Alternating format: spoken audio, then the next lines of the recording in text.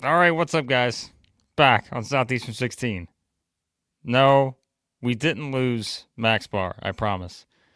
I told Max he could take the morning off as long as he wanted. He was up making thumbnails, all this other stuff. The games we know didn't finish till what time last night? After midnight. So don't worry, Max will be joining us soon, but he's busy making a couple other things we need for the day's games. So appreciate you guys hopping in as always. And Big Gator EJ, like a lot of people, said fell asleep. Come on, Big Gator EJ, you're on the West Coast. How are you falling asleep before everybody else here in this part of the country? Come on, Big Gator EJ. He's ready, though, today. He's fired up early. The Gators, we know, play Missouri tonight. And boy, what a finish. Everybody shouting in the chat. Let's see if we can get a OWEH going between the chat members. Otega Owe does it again as he just, my goodness. You guys tell me this, and I was asking this question. Have we ever seen anyone not just hit back-to-back buzzer beaters against the same team in back-to-back games? Has anyone ever done it against their former team? Surely not, right? Like that has to be. I mean, I don't know. You could like NBA, maybe, I don't know. But surely you've never seen that in college where a guy has hit back-to-back buzzer beaters against his former team in the transfer portal era. You guys let me know. I don't think that's official. But all right, so what we'll do is we'll talk a bit, and as you guys were saying, I mean, my goodness, yesterday's games, you had a buzzer beater in the first game. Ole Miss beats Arkansas at the buzzer. Double overtime in the second game. And then the third game, don't let the 12-point scoreline fool you, right? Missouri-Mississippi State was a good game. And then, of course, Oway Part 2 at midnight in Nashville. So, yeah, I mean, I think that was just incredible. That was probably one of the best SEC tournament game slates I can remember. And I've been going to the tournament for years. So, yeah, pretty wild. All right, guys, let me know what you're up to this morning. Where are you watching from? As always, we enjoy that this time of year. I know we have people everywhere watching the tournament. Incredible stuff. It's. I hope you all stayed up for that nightcap last night. But again, Max will join us here in just a bit. He's finishing up some technical things for us, and then we'll get into the predictions. But, yeah, don't worry. Max didn't have too much Diet Summit Cola. That is not true, Shane. Again, we got behind because the games finished so late last night. So, yeah, so we were just kind of trying to get it all finished this morning so we can get to the arena on time and all that good stuff. So, all right. So, any questions you have, throw them in the chat, super chats, all that good stuff. $2 super chat. We appreciate this.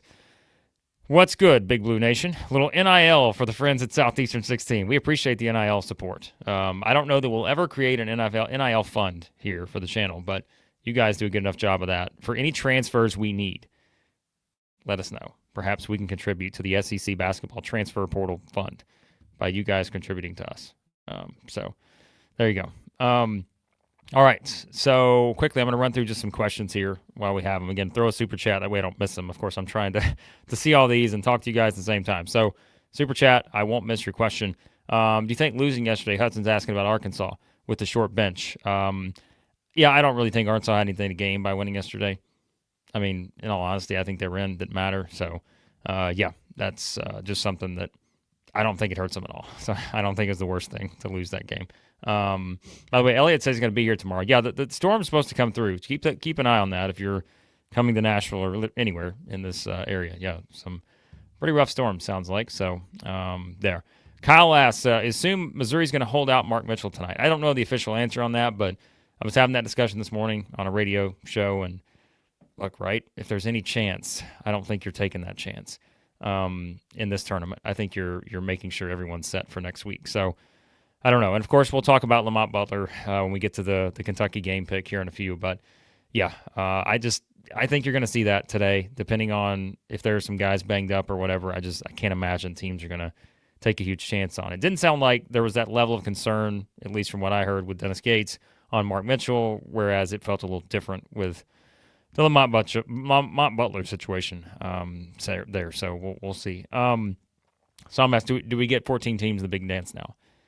Guys, a 14-bid SEC is still in play. How wild is that? Like, we are, though. We're still in play for 14. I think Oklahoma's in. So I think 13 is the number now. If Texas wins today, they're a lock. If they don't win today, I think it's interesting. That's where you're rooting against the bid Steelers because we still got Mountain West to watch. We got Big West, as we said, the Irvine San Diego situation. So Texas needs to win today to feel great. But in my opinion, still, if you're comparing, this is where too the North Carolina thing with Duke, right? North Carolina goes and wins the ACC tournament somehow. That's another one. When I look at the resumes, I don't see why North Carolina should be in over a Texas. North Carolina is 1-11 in quad one games. Texas is 7-10, and so I don't see how that could be the case. But that's where you got to wonder now with the Cooper Flag injury, all that. Could North Carolina maybe pull off this game today? All that stuff. So we'll see how it goes. But all right, Cody's excited. Number one seed Tigers ready to make a statement. He says today in Nashville. So be a lot of Auburn fans here. Kimmy probably not the only one. Couldn't go to sleep till 3 a.m. I don't know. Yeah, it was a late one. Knowing that the Texas A&M game went to the double overtime that pushed everything back, and then the Kentucky game not finishing till midnight or whatever. So late nights in Nashville here. So all right, let's see what else we got here. Daryl's on the bandwagon for 14-team SEC NCAA tournament. And Brian, I don't think this is true, but Oweh may have just hit another buzzer beater. Maybe he's currently sleeping. He's having a dream, and he just hit another buzzer beater against Oklahoma. It's possible. We'll have to ask him a little bit later today. But let's see what else we got here. Shout-outs to Shane jumping in as always. Remember, that just means more to you. Yeah, 14 teams. That's what we're rooting for. I agree with you, Tyler. I just don't see risking anything with some of these guys. So we'll see what teams decide to do. But you're going to definitely be a little bit more hesitant, I would think, knowing what's at stake next week. So that's the case. But the Oweh chants continue in the chat. I'll pull up the bracket here in just a second as well, guys, and we'll get a look at that as we get ready to make picks here when Max hops on. I think he's almost finished, so he's going to hop on here shortly. But all right, let's see what else we've got. Jay will probably be on today. Don't worry. I think depending on what our format is, I think Max and I may have fixed a way to do some streaming from the arena. So we're going to give that a try today. But if not, you guys will have Chris and Jay filling in most likely. So, good question here. Think we get 4 close games today? Are we in for blowout Friday? So I think that is something to consider, right? Because this is where you get Texas on day 3. You get some of these teams that played some pretty highly emotional games yesterday, right? And you think about kind of the finishes and the thrilling way we saw some of these games end. And I do think there's a scenario where, and we see this on Friday sometimes, right? Like the top teams are the top teams for a reason. They've been waiting. And I do think it's one where we shouldn't be shocked if this is, I don't want to say the complete opposite from yesterday, but we certainly shouldn't be shocked if you get some of these games that all of a sudden it's a 15-point, outcome or anything like that. So I think that's always something that can happen on this sort of, Friday in the SEC tournament, especially, like I said, with a team like Texas who's played 2 games. I'm not just knocking Texas, right? But it's once you get these teams that have already played a couple games, it may be something where that kind of plays out that way. But we'll see. Again, you still got a high motivation level for the Longhorns. They want to make sure they're in. And then you've got some other interesting scenarios that could play out there. There he is. I told you guys, Max was working overtime. He's here. The thumbnail master. Max had people yesterday in the crowd coming up to him and asking him, how do you do this? How do you make this stuff? How do you do all this technical wizardry that you do? I thought that was one of the biggest things of the day, Max, was you had people in the stands coming up and saying, man, we've been watching you work your magic. How do you do it? Incredible. Not only that, I think I made the most thumbnails I've ever made in one day. You did make a lot yesterday. Because Joey Dwyer is a machine that just pumps out stories like it's nobody's business. Hang on. Let me get a link to that. Yep. Get that in there. Also, what else did we have in the crowd? Oh yeah. So in between games, we get a sizable break. So everybody does their own thing, but after I get maybe if it's a tweet that I was working on, a stat or something, after I get that out, and everyone gets all situated, I pull up whatever the best game is Max is around. frozen. You're back. Oh, I'm frozen. I'm back. You're frozen. You're back. Hold on. It's working. Oh boy. All right, it'll get there. Here we go. Okay. Work it out. You gotta let it work it out. You gotta let it work it out. Work it out. And so continue. the crowd behind me would be telling me, like, turn on the Marquette game. Turn on the Xavier game. We need to watch it. We need to watch the ending. And so I turn it on and then lean to the side so the crowd behind me could watch. I still don't even know what happened yesterday, Blake. You can tell my voice is gone a little bit. I know. That was one of the craziest days of basketball. And you guys had to know I was going to come on here and give you that was one of the craziest games I've ever seen in my whole life. Come on. Are you kidding me with that? I mean, that's what and so that was the question that was asked. Is today going to be a repeat? And I'm like, I think that's asking a lot. I know it's like the biggest SEC tournament ever, but like this is where we always kind of see that separation when you talk about the top seeds. But this year, maybe not because the conference was so strong.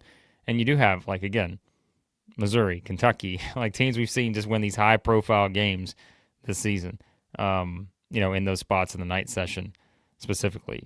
Here's a great question before we get into our picks.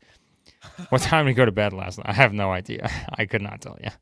I know intern Matthew texts at like it was almost 1 a.m.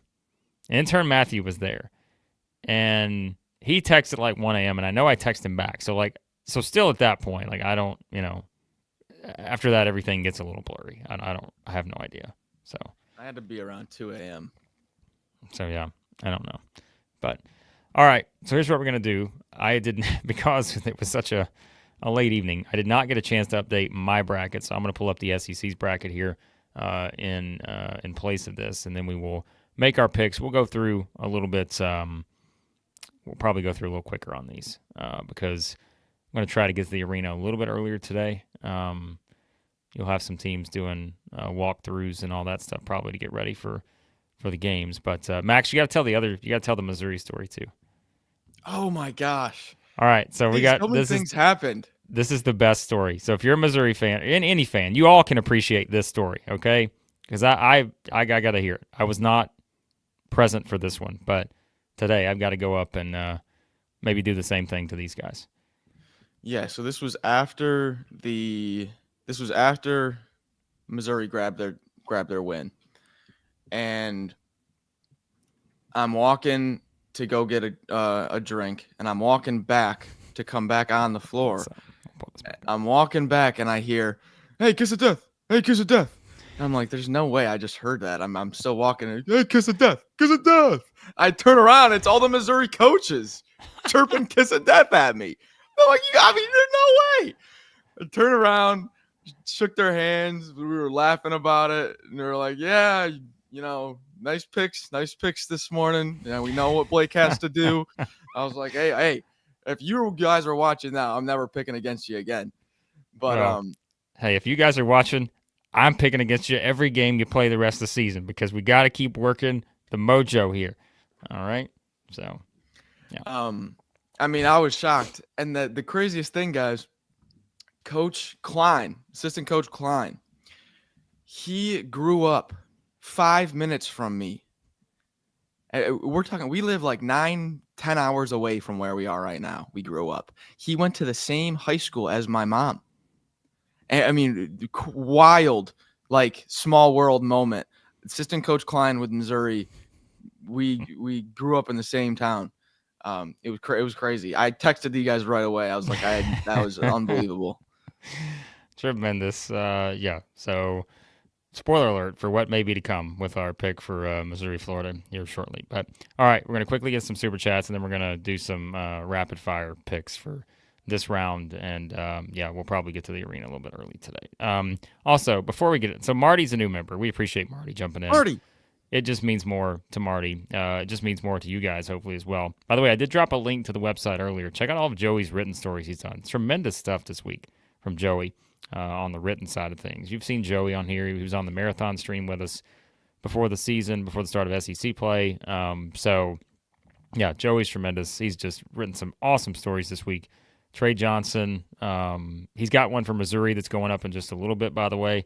So he's got one on the Missouri, veteran leaders on that team, and some really good stuff, good quotes from them. So, so I think it's pretty And cool. then I think Like how much Colin Chandler too for the Cats fans. Chandler, there was like he did one. Padula maybe, yeah. So like he's just an absolute machine. So check out those stories from Joey. Definitely southeastern16.com. Check it out because as we said, we're doing some written stuff. Joey leading the way on that and doing Jeremiah some Fears. awesome. Jeremiah Fears, gosh, yeah, he's done so much, man. My goodness. Yeah, you guys think we work hard, please. All right, shout out to Nature Happiness, $10 super chat. Ole Miss got a chance today. That's a great question and or comment because let's pull it up. Let's go to the bracket here, and we will talk about. Yes. I know this one's a little bit, harder to see maybe than the one we usually pull up, but you guys know who's playing who.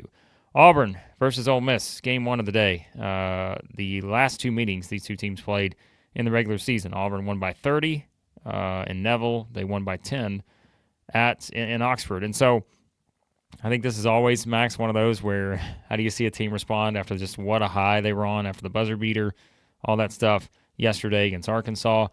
Meanwhile, we've talked about our thoughts on Auburn feeling like they're going to be as motivated and have a chip on their shoulder as any 27-14 maybe we've seen in a while, just because of the idea that people are like, uh-oh, is Auburn broken after losing back-to-back games to finish the regular season in a road game at Texas A&M and then losing at the buzzer to Alabama? We've given our thoughts on why we don't think that's the case. They were 27-2 before that, had won the SEC regular season title. And now I think that gives Bruce Pearl a little bit to work with here in terms of the motivation as he gets ready to play this Ole Miss team that, again, proved yesterday that they can still be a pretty dangerous team when it comes to these tournament-type settings. Yeah, they can be a pretty dangerous team, and they can do it with having a real poor game from not a poor game, but just a low output game from Sean Padula. What did he start from 3? 0 for 5, 0 for 6 or something like that. It felt like he started from 3. And so you had Ole Miss go to halftime yesterday, really getting not much offensive production from Padula in the first half, and they were still able to grab the win. So no, I think it was Juju Murray is the other guard that stepped up alongside Morrell. So even Davin Barnes was hitting some threes. So I liked how Ole Miss kind of stepped up around Padula, and then of course he hits the Mr. Big Shot. But here, Blake, we have the Auburn Tigers. Now, you're sitting here with 4 spreads. Yesterday, when I ran through the spreads, I think the largest one was 6.5. Well, that's the shortest one today. Alabama's a 6.5 point favorite. Florida 8.5 point. Tennessee 10.5 point. And then Auburn, the largest favorite of the day, at an 11.5 point favorite with a money line of 1,000. You'd have to put $1,000 on Auburn to return 100. So, with that being said, I feel like the bookmakers, the odds makers, Blake, are trying to assume Auburn rolls here. What are your thoughts on that? Well, I think, again, it's a scenario where sometimes I feel like it's the team that's been sitting. You can say, all right, what happens if a team gets a little bit of momentum going? By the way, my internet is going in and out. So I'm going to try to fix that here, Max, real quick while you continue on, and then I'll finish my thoughts. Okay. Yeah. So in the first – this is actually funny. Auburn fans are probably getting a kick out of this right now. I wonder if anybody tried to take a stab at picking against Auburn this year, maybe against Ole Miss one time. That was yours truly. I tried to get a little cheeky and go against the grain and steal a game on you guys when I was still losing in the picks contest. I took Ole Miss at home against Auburn. When Auburn goes into Oxford, wins 92-98.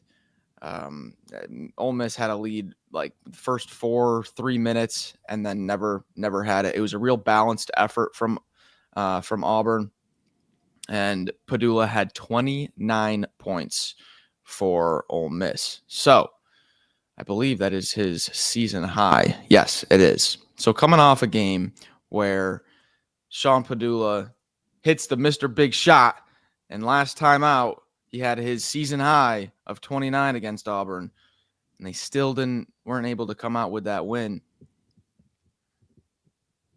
I don't know, Blake. I'm trying to find angles here where Ole Miss can find ways to keep it close. And I know there's the turnovers, the veteran guards, and we've seen how the guards have really impacted games. Just look at what Fears did down the stretch late last night. But I don't know, man. I am having a hard time finding how this thing is close. Well, I just probably would still just lean on the guard play from Ole Miss and seeing if that is enough to get it done. I think in the front court it will be tough. I mean, even though we know what Malik Dia can do when he's playing well, but I don't know. It like you said, it's tough. I mean, look, Ole Miss is the underdog for the reason. Like, you know, we understand that, and we know how good Auburn's been this year, so it's kind of a tough uphill climb, just like it is with my internet right now. But I just there is a scenario, I think, where Ole Miss makes this very interesting. It's just I don't know exactly what that looks like based on what we've seen in the first two games, and I think, again, I'm going to keep leaning on motivation. Like, I know it's wild to believe, but I think the number one overall seed being highly motivated is a thing. And I think it's especially maybe the case for Auburn here. So, all right, picks, and we'll try to move through these a little quicker because I can tell you right now my internet's going to be a mess this morning, it looks like. I really do not want to – I don't want to doubt Padula. I don't want to doubt these veteran guards. I don't want to doubt Beard and Adams. But I think Auburn is going to be as pissed as they could ever be.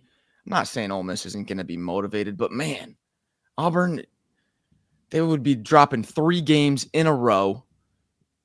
They've been sitting and waiting. I just feel like as much as I do like Ole Miss, I think they're kind of turning a corner with those guards. I feel like Morel's getting a little bit healthier.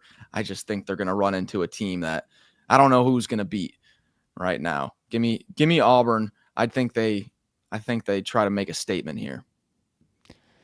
I'm going to pick Auburn too. Again, though, I do think I wouldn't completely write out Ole Miss here, though. I think this is just one where defensively I could see Ole Miss doing some things. And I know what the score was the first 2 times around, but there's just something about that on the neutral court, you know, this kind of setting. So I could see that, but I'm going to pick Auburn too on that one. All right. Set us up, Max, for Tennessee, Texas, and I'm going to reload this actually and come back in to see if the internet's any better. So, okay, yes, Tennessee and Texas, guys. I told you, I tried to tell you, and you knew I was going to come on here and talk about him, Mr. Kendall Weaver, the difference maker, the season changer. What is Dickie V call him? PTPer. Yeah, the PTPer, Kendall Weaver. I know he fouled out, but oh my gosh, what an absolute difference maker he is, impacting the game, rebounding, defense, being able to switch, being able to rebound and then start the break himself. There was multiple baskets Texas got just because Weaver ended up being the one that grabbed the board and was able to just sprint down the floor right away. He changes this team completely, and a healthy team arc also is a difference. But Blake, you've got a double OT. Are you hopping out of this, or are you gonna? I'm trying, but the bracket's on mine, so it's gonna come off the screen when I hop off. So just continue on, and I'll pull it back up. Okay. Yeah. Sorry. Yeah, go for it. Yeah, Richard knows. PT Peer. Kendall Weaver. But this is the thing. You've got like the age-old, oh, they're not going to have their legs. They're coming off of, back-to-back games. They're coming off of OT. Texas isn't going to have their legs.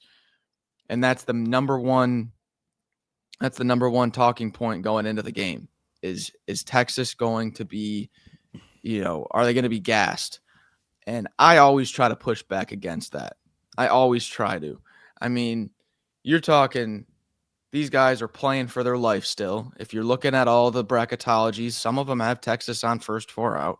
Some of them have them on last 4 in. They are as bubbly as it gets. They are as bubblicious as it gets, Blake, are the Longhorns. So if anybody is going to be, I haven't even gotten into the matchup yet. But if anybody is going to be trying to figure out this game, and one of their thoughts is, well, I wonder if Texas is going to have their legs. They're going to have their legs. They're in the prime of their life playing for their entire season. They're going to have their energy. I don't think so. I think hate they're that playing. narrative that gets put out there. I think they're playing a Tennessee team that's going to just zap all the energy from their legs. Like it's going to be like also the Monstars. What is it? The however they did the secret whatever, right? Like I don't know. I think that could be the case. Or was it Bugs's Michael's secret stuff? Like it just gives you that extra something.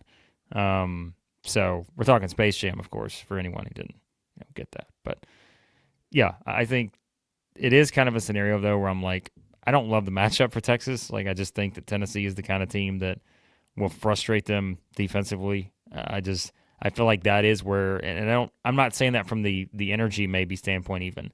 I just think sometimes like you see a team on this third day, we've seen this multiple years where they just hit a wall, especially playing a team that I feel like with this kind of style that Tennessee plays. Shout out to Mother Carol, by the way. She's checking in this morning during the work break. By the way, we also have, who is it? Let me find it here. Josh is watching from Japan, 11 p.m. currently in Japan. Oh, so awesome. It's quite a time difference for Josh. We appreciate him checking in from across the world here. But I don't know, Max. We'll make our picks here in a second because we're probably going to move a little faster through these. Tennessee, I think, is in a good spot. I don't say I call them maybe the best spot of the day, but I don't know. I think Tennessee has a good matchup here. Yeah, Tennessee minus 650 on the money line, 10.5 point favorite. I've seen a few comments about Zeegs, Meshack, the guys locking up the crazy Texas tough two makers. Hey, where's Zach? Where's Zach when you need him? Yeah. So I mean, look, Zach's probably not slept from last night. I mean, he's still going. So what I'm going to do is I'm going to pick Tennessee. Yeah, I'm going to pick Tennessee. Thought about there a little bit. It crept up on me. Go bold with the Longhorns again, but I not enough. Not enough. Give me the Vols. I have said I think Texas is in a tough spot for their first two games in this tournament, and we've seen what's happened. So I'm saying for a third time that Texas, I think, is in a tough spot against Tennessee, and so that we probably know what that means, but I'm going to pick Tennessee. I just think the defense wins out here. I could see those shots that have been falling on day one, day two, not falling, not because they're tired, but just because I think it's just we've seen that before. And I think with how Tennessee defends and the physicality and Trey Johnson takeover is always possible. We said it, Weaver is a difference maker, but it's hard to pick against Tennessee in the spot to me. So I'm going to go with the Vols in this one. So, I mean, Richard makes a good point. Sure. I mean, I think Texas knows what's at stake. They'll come to play. Yep. No doubt about it. And we said motivation wins out. So, like, if they win again, then we're just going to be like, okay, when in doubt, pick the team that's, highly motivated. But I think Tennessee's a little motivated, too, in terms of still trying to get a number one seed. I say that every time just because we're talking about the discussion of the seeding. But, right. Yeah. So, I mean, Brian says Texas may surprise me today. They've surprised me the last 2 days, so they might do it again. Yeah, I just didn't have. And why not, right? Texas has been a team that's been really hard to figure out. So right now they're on a hot streak, and we'll see if they can keep it going against the Vols. So, all right, you're not doomed, Gavin. It's okay. Don't worry. It's okay. And look, here's the thing. Like, if Tennessee loses today, guess what? I hope the team played hard, but other than that, like, I just would not get that upset. I'm telling you. Have we seen the injuries that we're about to get to in these conference tournaments and the impact that they're having? So get out of here with a full squad, and that's what you're rooting for, maybe more so than a win. I mean, I'm halfway, serious there, folks. Okay. Now we go to the night session. And as I put out last night, you've got 4 of the top 9 scoring offenses in the country that are paired up. And that leads me to another great one here. Don't worry, I know we've got some super chats to catch up on. We'll do that shortly. We're going to try to run through these picks because we're going to try to finish up in about 10-ish minutes or so. because, again, we've got a couple other things to finish before we get to the arena. Any bets as to when the Kentucky-Alabama game starts tonight? That's the best comment. Like, in all honesty, we all know that game's starting, well after 9 p.m. Central Time. Well after. Well after. So, so that's probably going to be the case. But, okay, points aplenty as we get started with Florida and Missouri, the 2 and the 7 here. Again, I think it all starts with Mark Mitchell and what's the status, what's the availability. Again, Max, I said earlier before you hopped on, it doesn't seem like it's as potentially serious of a situation as the thing with Lamont Butler in Kentucky. But like, are you really gonna take a chance? I don't know. That's the question. I'm not sure. But again, we don't know this, right? Like, we don't know exactly. I'm sure as a coaching staff, if you're looking at this, saying if there's any slight chance, like, do we really want to risk it, knowing that I don't think this is going to change Missouri's seeding all that much, no matter what happens today. But you are playing to win, as we said. You're playing to win a conference tournament title, and so I guess we're trying to see how that looks from a matchup standpoint. So, yeah, if I had to guess, and this is a pure guess, I would say he doesn't play, but the fact that he it wasn't just like a clear cut, he's out yesterday, and it was kind of like up in the air, makes me, feel like, okay, well, it can't be that bad. And we joke about, well, I wouldn't be too, sad if you lose. And, that's been the narrative for like a month now. But you listen to these coaches, and that's not what they're saying. Now, I don't know if they're just giving us, coach speak, but they're like, we are here to win this thing. If that's the last thing we do, we are winning this damn tournament. And so, I don't know. That's why it makes sense for them, right? Because we said Missouri was one of those teams that they just wanted to play better. Like, they just wanted to get some sort of positive momentum because their season had ended, a little bit differently than these other teams that we were like, oh man, these teams are coming in riding high and all that. Like, Missouri, as all teams do, like, they kind of hit that rough patch that we seem to see even good teams hit at some point in the season. And so they wanted to sort of give the idea that, hey, we just need to play better heading into next week. And I think that is important, like you said. And again, everyone's playing to win. We can laugh about the famous quote, but like, everyone is playing to win the game. Like, there's no question. And it's just, like we said, though, it's still kind of one of those where it's going to be interesting, because here's why this is so interesting and why we're making such a big deal. Not the fact that just Mark Mitchell's a good player, but the story of the SEC over the past month or so has been Florida's front court, right? I mean, it's been our guy Tommy H. It's been how well that Condon's played, and all these guys, genuinely, like, we've gone up and down talking about, hey, the story coming into the season for Florida, we knew their guards were going to be great. How's that front court going to shape up? Well, it's become one of the best in the country. And I think that's where, if you don't have a Mitchell at his full, allotment of minutes and all this other stuff, like, that does put a little more pressure on you from a rotation standpoint. And so, it's going to matter in a game like this. There's no question, because of the opponent and the level of opponent you're playing. We said Florida's playing as well as anybody in the country, but they also have a front court that is just an absolute monster to try to handle, no matter how deep you are, in your own particular front court. So, yeah, I remember in that first matchup, I believe Caleb Grill was just on a tear to start the game. Wasn't Grill, because Grill ended with 22 points and 6 of 10 from 3. I want to say like 3 to 5 of those 6 threes were right in the beginning, and that just blasted the lead out, because Missouri scored 33 points in the first 10 minutes of the game. So, number one thing for me today, Blake, is what kind of start does Mizzou get? Is it, do they blast out in front again? And Florida's like, are you kidding me? We're in this position again? How do we let this happen? But the reason I say that is because if Missouri does not, burst out to a big lead, The rest of that game was just a if you want to put the game into 10-minute quarters, second quarter, third quarter, and fourth quarter was just kind of like Florida's coming in waves and waves and waves, and it was just kind of building and building. So I'll be really interested to see the start today for Missouri.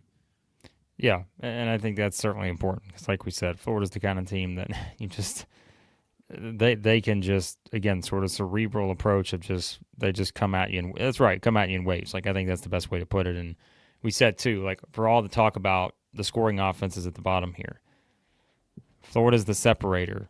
They're the outlier of these other teams because they're the best defensive team, and I think that could play a role here today too. So, all right, picks for this one. Yeah, it's unfortunate now that we have to bake in Missouri maybe not having their best player. And by the way, he is massive in person. Massive. Like, he stands next to Josh Gray, and sometimes you're like, wait, which one's Josh Gray? Like, Mark Mitchell is a massive human being. Probably out of every player, it was like the biggest difference of like what I thought to how big he actually is in person. Mark Mitchell is a monster. So I'm going to go Florida here with him all banged up. You've already broken your promise to the Missouri coaching staff by picking Florida Gators. You really think that if I go through with that, it'll work? No, you got to switch it up. Wow. Look at your pessimism. We've got optimistic rattlesnake in the chat right now. Max is what we call the pessimistic rattlesnake today when it comes to Missouri. Or is Max up to something? I'm up to something. Is Max got something else up his sleeve here when it comes to what he's trying to do? Because he knows who I'm picking. There's zero doubt at this point. I'm picking Florida. So is Max trying to do the kiss of death? Whoa. Just as it was chanted in the hallways of Bridgestone Arena last night. That's what the story's going to wind up being, right? It wasn't just the Missouri coaches. The entire hallway was chanting it. Thousands of people were just chanting kiss of death. That's going to be the story in 10 years when you retell it. But, yeah, I'm going to... Oh, boy. I'm going to pick Florida. Contractually obligated. I feel like that is a legit kiss of death. We're going to find out. So, we're going to find out. All right. We move on to the next one. Kentucky and Alabama. What do you know? Injuries playing a factor here as well. Again, I said the Lamont Butler situation. I don't see any scenario where he plays in this game. Because again, like we said, in terms of what the coach said after the game, like Dennis Gates said he kind of didn't know about Mark Mitchell. I've not seen an update this morning. But boy, the quote from Mark Pope about Lamont Butler, that one did look a little more interesting. So Kentucky, on the SEC injury report that had been revealed this morning, Kentucky doesn't have to list the status. Meanwhile, if you're curious, Alabama, Darion Reed, still questionable. So that's kind of your setup heading into this one. But, I mean, we said if this was going to be the matchup, like it was sort of Alabama's kind of had Kentucky's number this year. They won by 5 in Lexington, won by 13 in Tuscaloosa. And, again, had their number, not from a blowout standpoint, but just from, having a good matchup, scoring a lot of points. Was it 96 in Tuscaloosa, 102, I think, in Lexington. So Kentucky's defense, though, as we've mentioned, has gotten better. And I think that's what this comes down to in a game like this, because, Max, we saw the way that Oklahoma game finished last night. And I think for Kentucky to have some of those frustrating possessions without Lamont Butler, it's like you can't really afford to have those against Alabama because Alabama's just going to make you pay. They're the top scoring offense out there, averaging 92 points a game, whatever it is. So I think that's what I'm curious. Even though, again, we don't equate Alabama as a team that's going to turn you over a lot and all that, some of those head-scratching possessions, in a game like that, if you have some of those against Alabama, I just don't think you have that room for error, knowing that they're probably going to find a way to get their points. And so, yes, I agree here with Ty. It is tough to beat a team 3 times in the same season. But without Butler, it's just, again, we have to sort of reset our thoughts on a matchup because the guy that we had sort of based a lot of this around is probably not going to be playing. So, Yeah, and you bring up the defense being so much better, but he was a big reason why, yeah. So how much can we lean into that Kentucky's much improved defense over the last month? Well, the guy that was the catalyst for that is not going to be out there. So I don't know what to expect from Kentucky defensively when in the previous games to Alabama, it's been 96 for the Tide and 102 for the Tide. If you had to put a team total line, I don't know what it is, but I'm sure someone out there knows. It's probably around 100 for Alabama. Blake, the total, do you know what the total is for this game? Have you looked at it? Mm-mm. Okay, guess it. Try to guess it. All right, so it's 100. I mean, it's For got to be for context, the other really high scoring game today, Missouri against Florida, they have a total of 161, just for a reference. I mean, I would go like 176 or something for this one. And I know that's high, but like I would legit be like they're going to easily reach that. 180. Okay. I was going to say I thought 176 was high, but even that makes more sense to me because yeah. A total of 180 to cap off the night.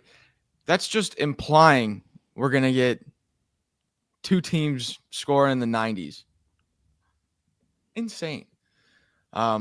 So if that's the case, that means that whoever scores more points wins this game.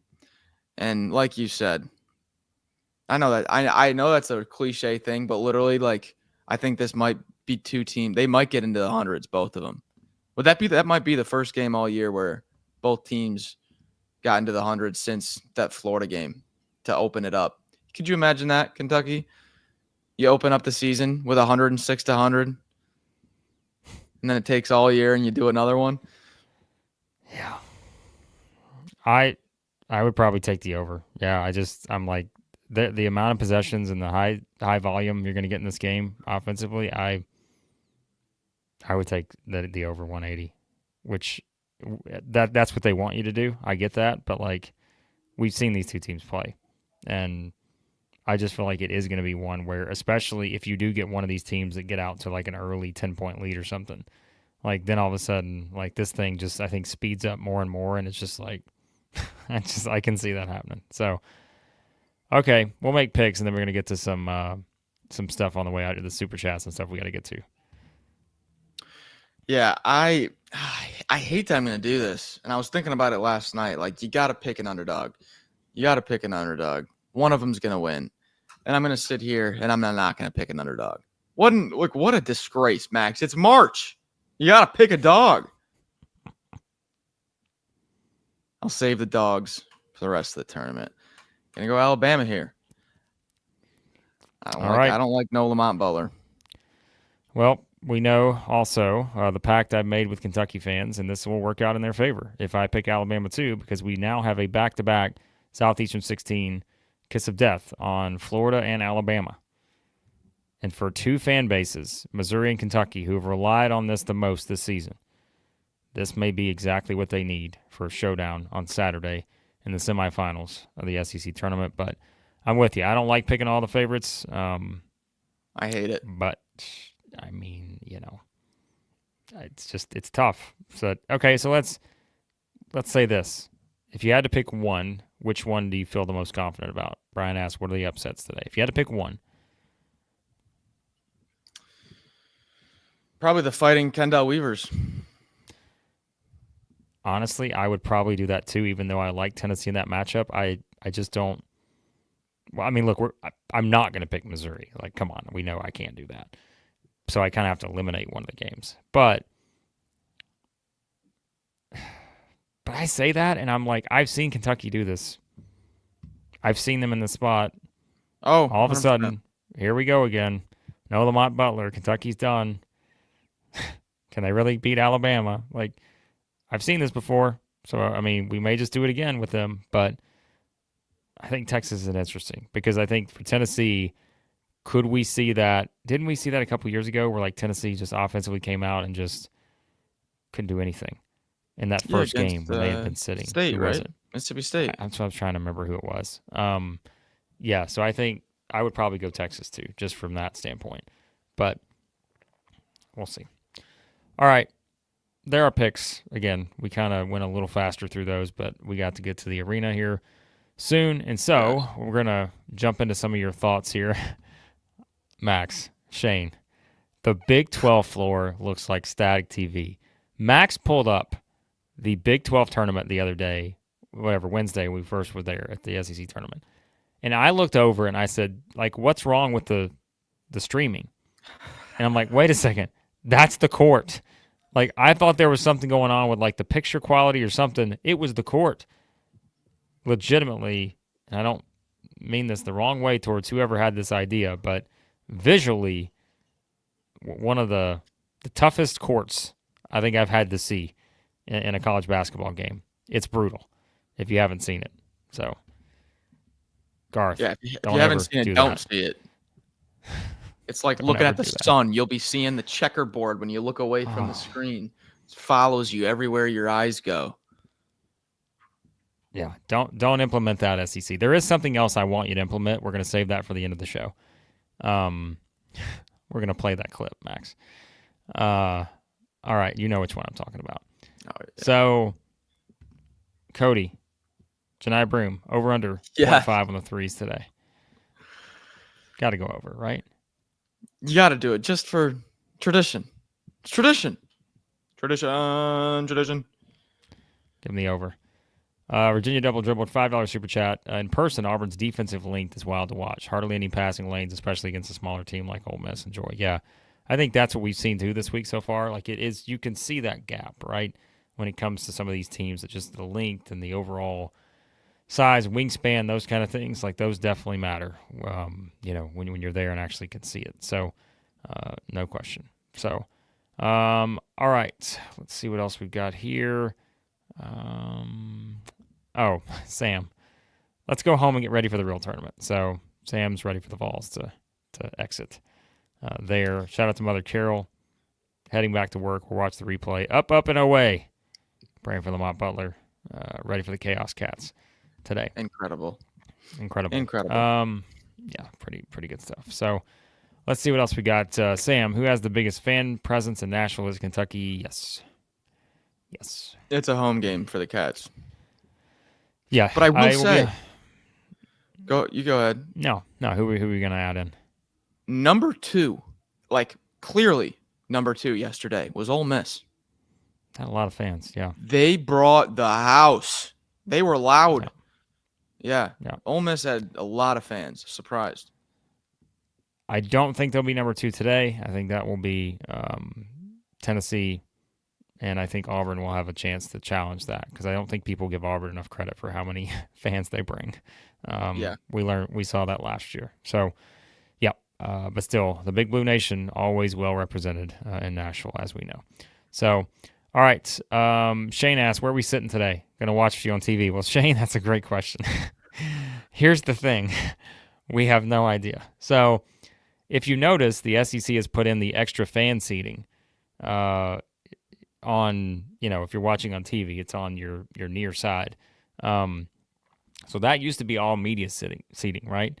This year, for the first time, they've got fan seating on each side, so there's much fewer.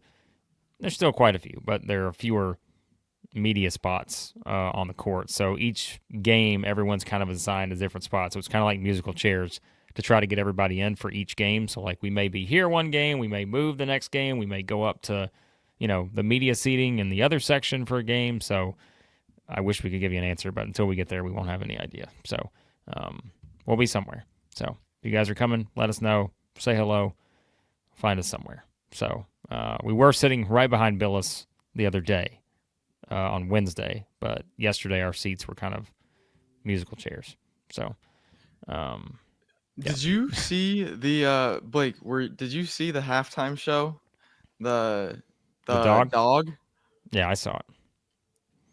A shout out to Garth or whoever it is that's getting these halftime things. You got the Simon Says You Simon got says, man.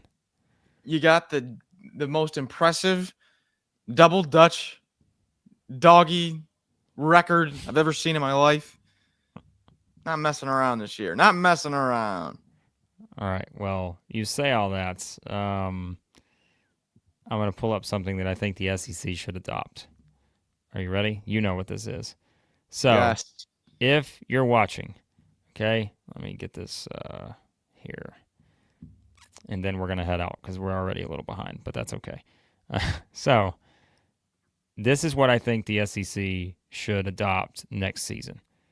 If I can figure out where the tab's at. Man, it's like 100 tab morning here. Let's see. Okay, Max, let's see if we can get this going. Can you see that? Yes. You got to pull it up. Oh, help me out there. I'll pull it up. There you go. Okay. Now it's up. Here we go. Sorry, I'm just on a different tab, so I can't see what you're seeing. Here we go. The SEC should adopt this. This is the Mascot halftime game via Sam Fetterman here. All the mascots come out and they play a game 5-on-5 at halftime. If the SEC is not doing this next year, it's a missed opportunity. Let's call it what it is. Because this will put fans in the building. You want to, get extra tickets sold? This right here. Look at this. That's out of bounds. The ball's going the other way. This is one of the most incredible things I've ever seen. So, I think we should do this. Oh, look at this. The 3-point. Oh, my goodness. Air ball.